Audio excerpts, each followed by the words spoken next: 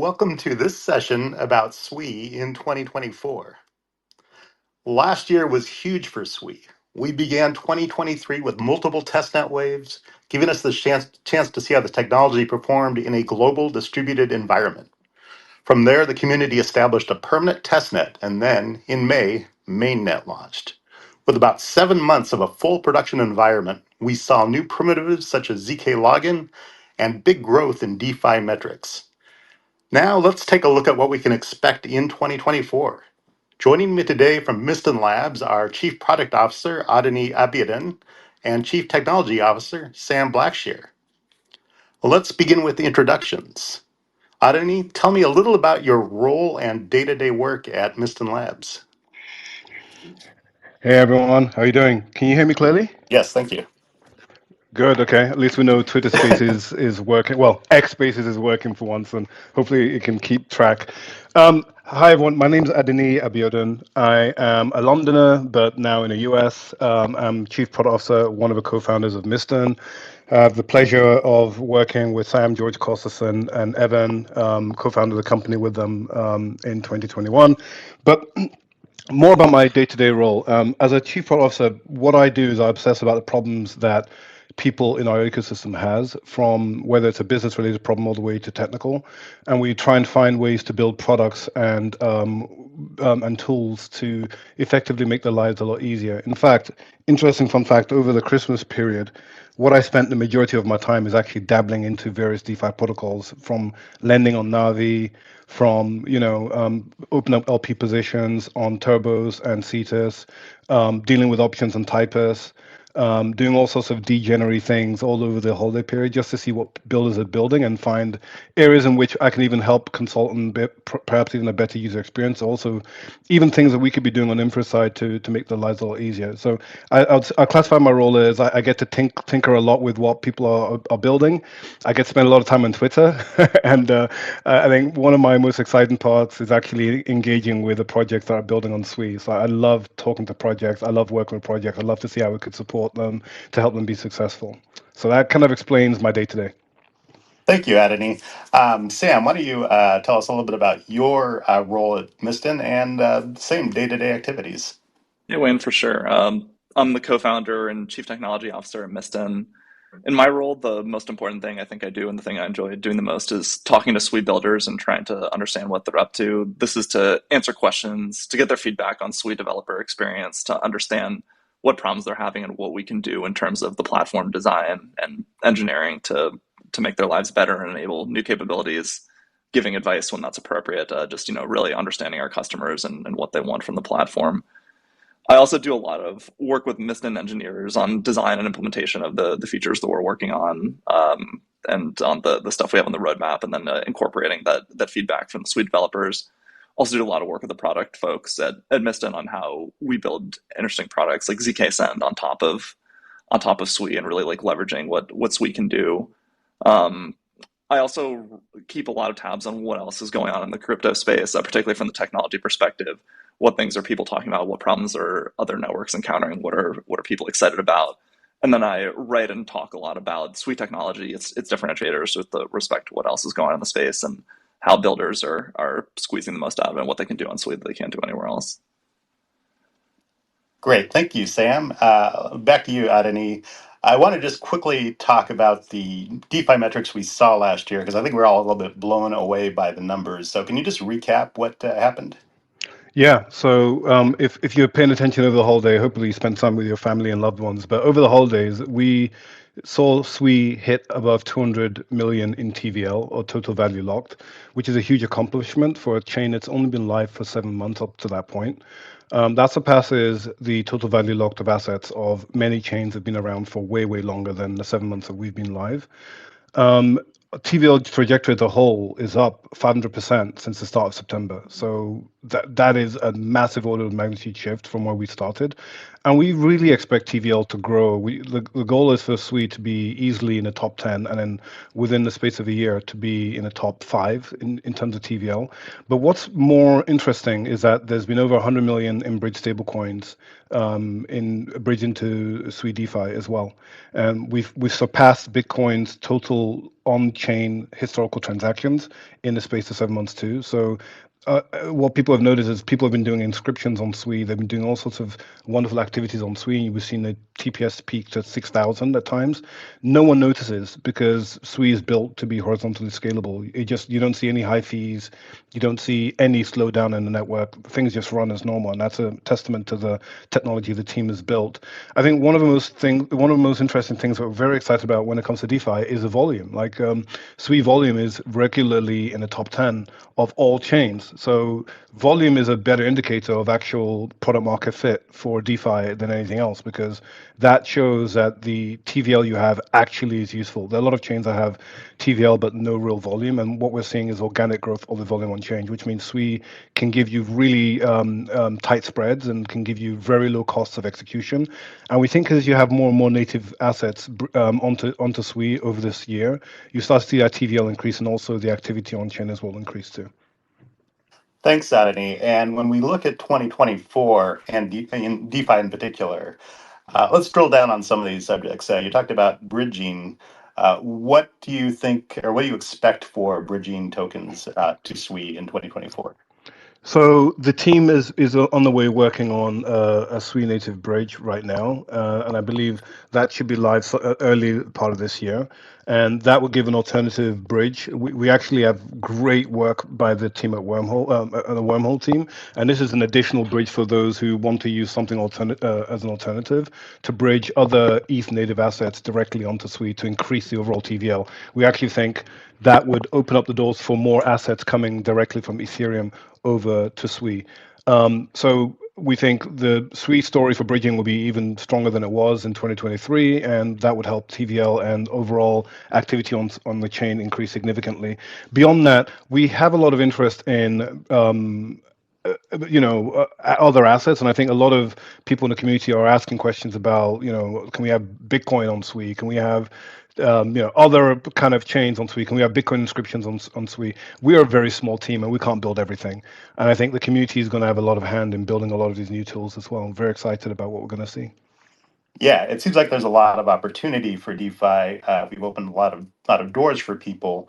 Are there any other segments about DeFi specifically that you're really excited about for in 2024? I'm very, very excited about on-chain perps. I think the work that Aftermath is doing and Kriya is doing, and we've also seen Bluefin go live with perps on Sui. I'm very excited about what that's going to do, because our thesis at the beginning is that Sui is a high performance chain, and what matters is actually the apps being built. It's great to talk about speed. I think everyone talks about speed and scalability. What we care about is what you can do with that technology. And I think the technology being built by the Aftermath and Create team right now, where you're going to have fully on-chain settlement and quotes and execution of perps, is going to be super powerful. It's probably going to be the first of its kind at that kind of scale. So they've already been testing in a testnet, and they're easily clearing over 2,000 trades per second with no problem. And would love to see that even spike even more as we introduce more and more assets onto the pools. So very excited about the kind of asset classes that you'll be able to be trading. And I think there'll be other types of derivatives that would come onto Sui as a chain as well over time. And can you just give a little context about perps? It's an interesting type of trading in options and derivatives. So I just want people to understand a little bit about what that means. Yeah, I mean, I'm not the most knowledgeable financial expert, right? So I can give you a high level how it works. I've actually traded perps previously, so from what I can explain, so perps is like it's a perpetual future. So unlike traditional futures that have an actual date of settlement, it's actually have it's called perpetuals for a reason, right? Like it doesn't have an expiry. It just keeps on. It keeps going, and you have something called a funding rate that allows you to effectively fund the position, and then there's an ability to also use margin to either increase your capital efficiency, but also you correct yourself significantly as a result too. But yeah, it is a future that doesn't have a settlement date that you can effectively just keep forever. Yeah, and there's a lot of excitement about these, and you can go long and short in them. So there's different ways of approaching them. But not to dwell on that too much. Yeah, I want to. Bluefin recently released Sui Perps, so you can actually trade Sui Perps today on Bluefin if you go to their website.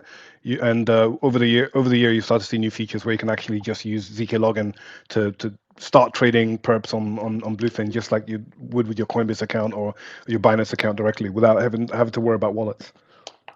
Great. Yeah. And I just want to switch over to Sam to talk a little more about the technical side. Then this will be of interest to developers in particular. Sam, can you talk a little bit about Move Edition 2024, the new roadmap that was posted on GitHub? Yeah, definitely. So there's a bunch of exciting changes that are coming to Move in 2024. Some are at the core language level, and some are a little bit higher up the stack in terms of the integration with Sui. So I'll talk first about the core language changes, and then maybe about some of the other ones.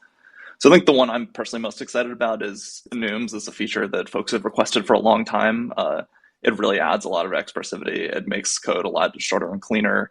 It was really helpful for object versioning. Like let's say you're writing an order book and you have an original version of an order that has some number of fields, and then you discover later that you need to add a new field. Today you can do that by tagging a dynamic field onto it, but that's just not quite as useful or as ergonomic as you just introduce like you represent that order as an enum and you add a new variant in the enum that has a new field you want in the struct, and then you're just sort of off and you have the really nice static representation of the order once again.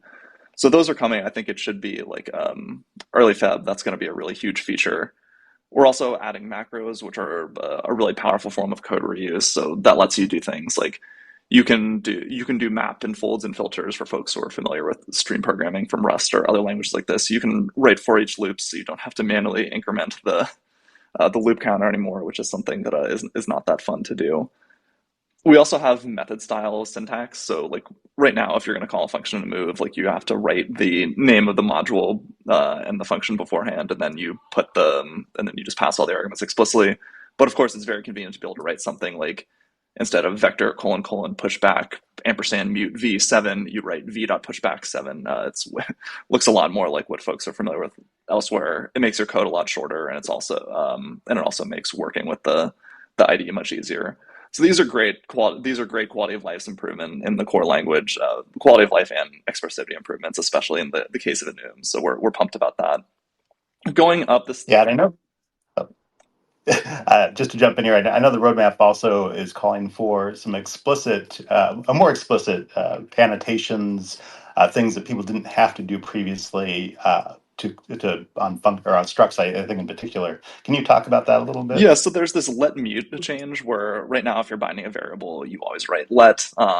But once you introduce, and so something that's really important to us is whenever you're doing mutation, that should be really explicit. Once we introduce method style syntax, if you write v.pushback, you can no longer see without looking at the definition of a function like pushback whether that call is going to mutate v or not. And so what let mute is doing is it's continuing in this tradition of making mutations really explicit. And so in that case, what you'll need to do is you'll add a mute annotation to v, so it'll be very obvious to the person who's reading or writing the code that that call is going to be a mutation. This also unifies the let syntax or makes the let syntax much closer to how the way Rust works. I think that's sort of a common point of confusion where folks are trying to add mutes and because they're used to Rust that they don't need to move, and now those are going to work a lot more similarly. And I know some of these changes are future-proofing the language for potential features down the line. Can you speak to that? I mean, everything we do is not just like adding a feature without regards to what the future is going to look like. We have a big picture of where we think the language is going to go, how things fit in with what's going on in the past. So with anything that we're doing, we're always thinking about like if we did this, how is this going to work with something we might want to add in the future? Is this closing any doors that we don't want to close, and these sorts of things? So I'd say that's less of a specific thing, more of just like the way we approach language design, where it's not just add a feature because somebody's asking for it or because some other language has it. You have to think about the cohesive picture of the language as a whole, and the most important feature a language can have is cohesiveness and minimality. It's not a collection of features. It's like it's a vision, it's something small and consistent. And so like you need to grow really carefully and deliberately. So I'd say this is more a philosophical thing than like something I can specifically point to on the features we're adding. Yeah, that's a good approach, well thought out. I also want to talk, step back a little bit to infrastructure and talk about parallelization in the blockchain industry as a whole, because I know there's some layer twos out there trying to add parallelization to other chains. Can you just speak to that in general? Yeah, I wanted to finish answering your previous question first because I talked a Oh, little bit sure. about the Yeah. Move 2024 features, but there's also these interesting ones that are sort of further up the stack. So we're adding this transfer to object feature, which is I think a really fundamentally new capability that allows for more power. It gives you a lot more power because before, like, you can just transfer to addresses or you can write objects into other objects, but being able to transfer to object lets you take advantage of the Sui fast path, consensus fast path in a lot more cases, and also allows you to do things like it's also a powerful enabling feature for account abstraction in Sui. Like, if you want to have a wallet that has, if you want to have an on-chain multi-sig wallet that has spending limits, you can now do that by having an object, and then you send payments to the object, and then extracting them from the object that enforces the spending limits and this sort of thing. So I think we're pretty excited about that. I know a lot of builders are looking at creative things to do with that. There's also we're doing a lot in Sui to try to make open source move for code published on main the default. So we've started having hosted source verification. There's a link we can add in the notes the for the show, and also that we've shared on various things where you can send a PR to a repository that will get your source for on-chain midnight code verified, so it'll be visible in all explorers. This is an API, so any explorer client can integrate this, and we're working on integrating that more deeply with the package management tools as well, so that it's just easy to have the same experience you'd have with npm or cargo or something. You have the name of a project, that's what's in your dependencies file, and you can pull the source for it. So we think that's really important, and we think the having open source by default is a prereq for trust and for having features like verification or like strong, or pulling training data for LLMs. There's all sorts of things that you can do when you have the full source instead of just bytecode.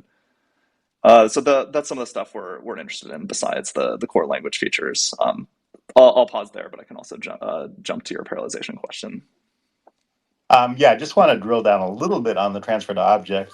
I know some builders are looking at how they can make their projects more efficient, faster by changing from shared objects to single owner objects. Is that something they can do with transfer to object? Yes, I think in a lot of cases before where you would have had to do something by interacting with a shared object, you can now use transfer to object and run that logic on the back end when receiving the object instead. And so that does indeed let you take advantage of the low latency fast path instead of using a shared object. You can't always do that, but I think there are a lot of cases where you can now take advantage of that. And I think that's a great segue into parallelization because that's one of Sui's strengths. So let's jump into that topic. Yeah, so right, I think your question was like, what's the importance of parallelization in the blockchain industry? So I would expand that and say, like, this isn't just about the blockchain industry. Like, if you have some sort of transaction processing system or just anything that's processing requests, like, you need parallelization to scale throughput. Otherwise, like, even though computers are very fast, like, if your application or your processing system has a sequential bottleneck, it's going to be really limited in the amount of traffic it can handle and in the workloads it can handle. And so I think the thing that Sui is doing compared to others is that we were very aware of this, and we've designed it from the ground up with a data model to support parallelism in all phases of the transaction processing pipeline. So for consensus, like, there's the work that George and Alberto and Leff and other folks have done on Narwhal, so that you can factor out the consensus into a parallelizable part of data dissemination and leave the sequential bottleneck of ordering to just be as small as possible. Of course, there's parallelism in the execution layer, which is what a lot of other folks in the space are talking about. We have the data model, so you can see in advance whether transactions are going to conflict. This gives you great upfront information about where conflicts might arise that let you have a wealth of different strategies for how to schedule transactions for parallel execution. And also parallel production of artifacts for auditing, like checkpoints that full nodes are going to use, or that folks who want to look at the transaction history will need after the fact, both like produce. Oh, I think we might have lost you there for a second. I knew it. It was going too well for Twitter not to cut us off. It was going way too well. All right. Yeah.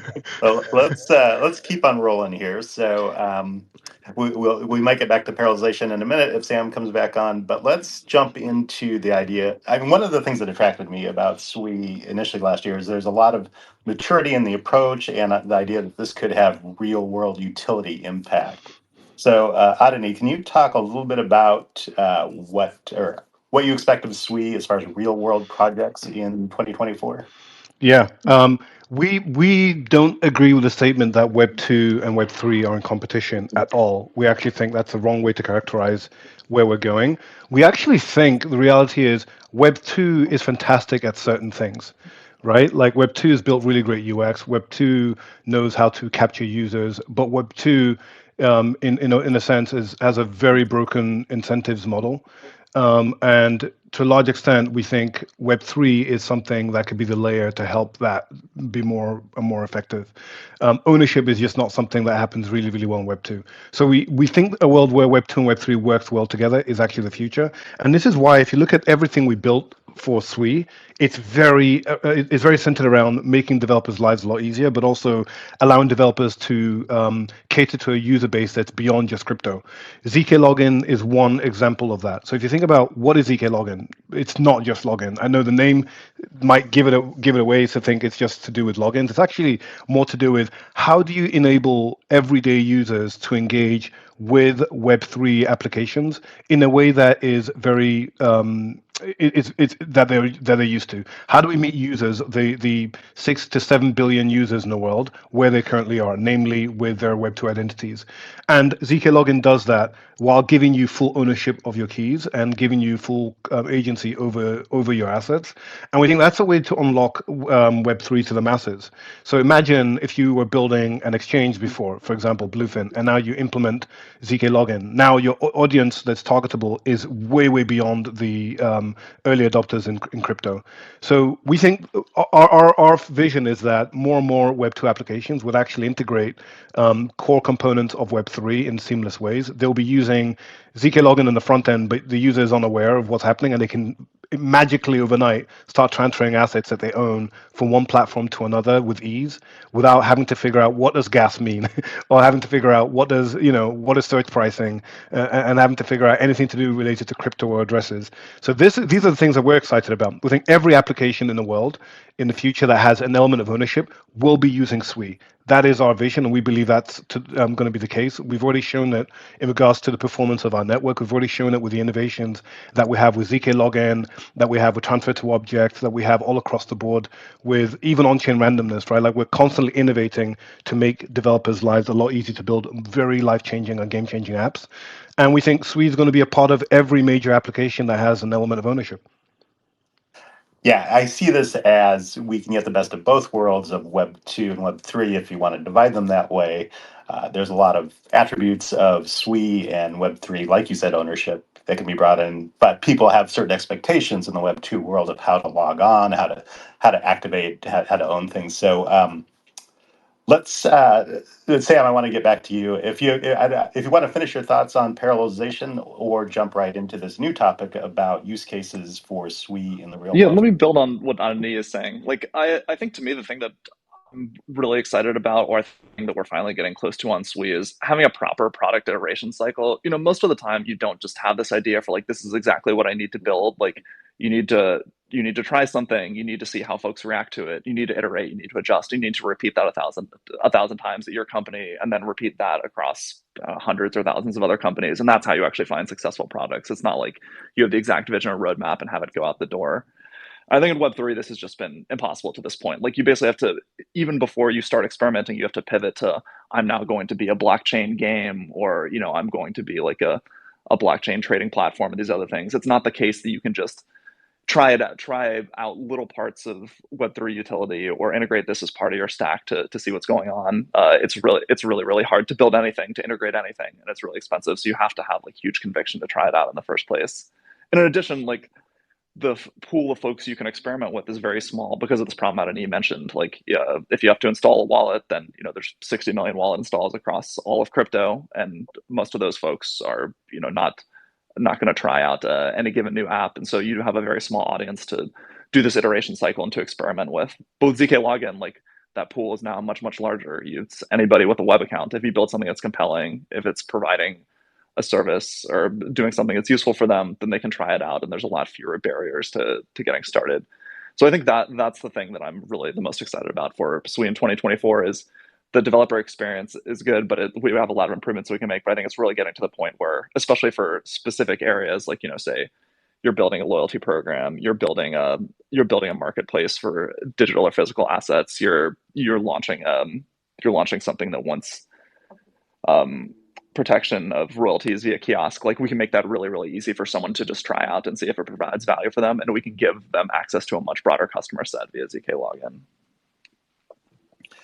Yeah, there's some exciting projects launching that leverage these things. Are there any particular avenues you want to see go forward? Yeah, so I think there are a couple of different things. So I think like the one of our key differentiators is just having ultra low latency. Like all things equal, people are gonna pick the faster chain. So we're seeing a lot of, and Andy touched on this as well. We're seeing a lot of product market fit in DeFi for this reason. We have folks that have switched from other chains to Sui because they can get lower latency trading on Sui. Like Bluefin has done this. We have Solend who's expanding from Solana to Sui because they see the opportunities of ultra low latency and some of these other Sui features. And then we have Sui native DeFi builders like like Aftermath, like Kuna Labs, who picked Sui in the first place because of these ultra low latency features, and also because they see the potential for scalability. So I think of the DeFi set as sort of the early, like they're always going to be the early adopters for the use cases that really need low latency. But I think stuff like gaming, this is more of a longer term thing because it takes a long time to build a successful game. Like a lot of that's going to come online or grow in 2024. Like we've seen Arcade Champions has been very successful, but is still in a very early, even for them, is still in a very early like alpha beta testing phase instead of being a fully fledged game that's really like ramping up their growth. Payments, of course, is also very latency sensitive. Commerce, loyalty, all of these things that require like real world interaction or sort of like user click and wait for an action. I think all that stuff are things that I'm excited to see take off in 2024 and beyond. And one of the top metrics we see for parallelization and the fast time finality is transactions per second. Is that a metric you look to constantly to see where we are and where we can get to? So I think that's of course a useful metric. I mean, and one that's talked about a lot in the space. Like it captures the point. It captures the point in time usage of Sui, and we are consistently pushing a fairly high TPS, and we're not running out of capacity. We're not spiking the latency of user transactions or suffering downtime or slowness or other things like that. But I think like the metric we were really focused on, and especially like in terms of setting the roadmap for the core team, is this latency, because throughput is about like what's the maximum use of the chain. But as a builder, like the thing that touches everybody who or a user, the thing that touches everyone who interacts with the chain on every transaction is latency. And so really like you want, like all things equal, you want your latency to be as low as possible. You will pick the chain where that latency is low, as long as that latency being low doesn't mean that you're sacrificing on the throughput or on the TPS side. So I think like of course like this is the metric that people in crypto talk about the most. But I think like in terms of what we design for and the way we are talking about the differentiators Sui going forward, we're going to be focusing especially on the ultra low latency, because I think this is maybe our strongest differentiator. Yeah, I imagine a lot of projects will take that. It's that and scalability. Those are so crucial for especially large volume platforms. Let's take a quick step back, look at the industry as a whole. Adani, can you talk? Are we entering a bull market? There's been a lot of talk about that lately. I mean, the signals and the trends do kind of point towards that. We do think that 2024, the market's going to be quite bullish. Um, of course, a lot of eyes are on what's happening with ETFs and institutional investors. We think just the promise of rate cuts, and you marry the promise of rate cuts, the interest that's spiking from institutional investors, even we're seeing the same thing all over the show as well. And then the sentiment that we're seeing all across with token prices across the board is actually more of a signal that we are seeing a bullish sentiment increase across the industry.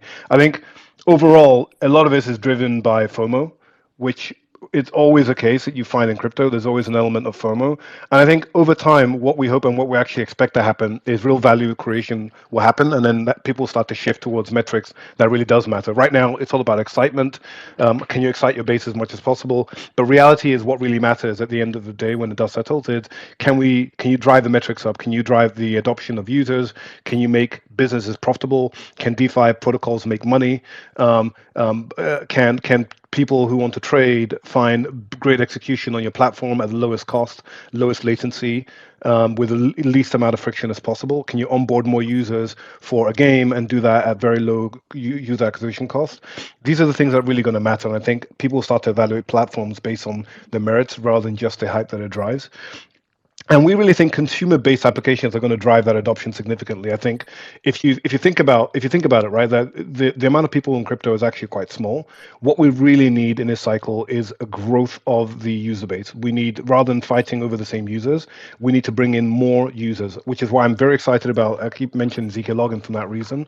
There are a ton of DeFi protocols in Sui that will start implementing a lot of these core features in the ecosystem that would make it possible for the average day-to-day user to start engaging with their protocol, which means now you have more customers who can engage and benefit from your protocol beyond just the crypto savvy. And we believe for all that, Sui is set up to be the best and the most successful platform that can actually deal with real world use cases. We're already parallelizable. We already can deal with high volume, high demand, and no downtime. We already have the primitives that enables people to onboard at scale into our ecosystem. We already have a DeFi ecosystem that's growing probably faster than the majority of ecosystems that have been around for a very long time. So we are executing, and we're executing on all cylinders, and we're showing that we can actually drive these metrics up significantly. So very excited about 2024. I think the market's going to be bullish for a while, and I think more importantly, we have to keep our head down and build value so builders can actually build the best apps that exist in the ecosystem. That's a great point. And I think what distilling that down, we want to see a bull market in users, not necessarily in NFTs or what have you. Exactly. I know we've used up a lot of your time today. Let's just get down to final thoughts as we close out this session.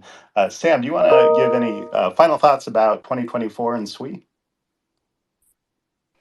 I think I've covered most of the points that I'm excited about from a techno perspective, and Ani's covered a lot of the ecosystem bits. I mean, I guess the only thing I would close with is just to say, we really want to hear from the community builders and the community builders the community builders, the community of users. What are we not talking about that you're really interested in? What are the problems you're encountering? What would you like to see? I think this feedback loop and pulling folks in to get involved in Sui core development and the roadmap is something that we really want to work on in 2024 as well. So please don't be shy. Great. Thank you, Sam. And Adony, do you want to add anything? I know there was a particular email that went out, a save the date. Can you talk about that? Yeah, so everybody, mark this down. There is a big Sui annual conference. It's going to be happening the same time every year. There's an annual conference that's going to be coming to Sui. We expect to have over 1,000 developers at this conference. So mark the date down. Tickets will be available soon. It's going to be huge. We're going to be talking about all the wonderful new features coming onto Sui. There is Consensus V2 we're going to be talking about. There's going to be a lot of new builders who you recognize that we've not announced yet. A lot of large multinational companies that you know very, very well that are going to be taking center stage as well. So it's going to be a big event. That's all I can say. We're very excited. We're pumped. We can't wait to share all the awesome things happening in Sui. And we want the builders to be there to see what's actually happening and all the work they've done to build a remarkable ecosystem. Thank you, Sam. Thank you, Adony. This is an exciting year for Sui, and we're going to be conducting these sessions periodically, almost weekly throughout the year. So please keep attuned to our Twitter and announcements about when these sessions occur and the subject matter. I'll be looking forward to having you join us again. Thank you very much. Thanks, Wayne. I appreciate it. Thanks, team. Thanks, everyone.